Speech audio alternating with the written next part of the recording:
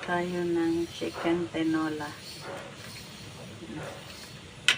Sayote po yung nilagay natin dahil wala po tayong papaya na. And then malunggay yung ihalo natin dito. Ating chicken tinola. So malambot na po yan.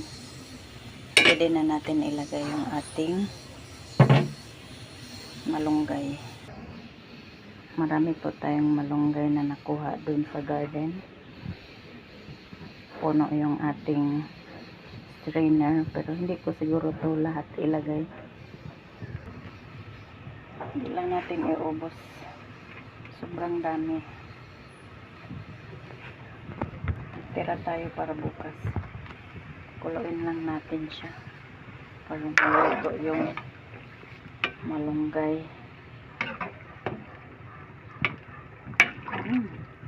Sarap na naman ng ating sabaw ngayon. Lagay na lang natin lahat. Parang kumonte. Wow. Daming malunggay. Hindi tinipid sa malunggay.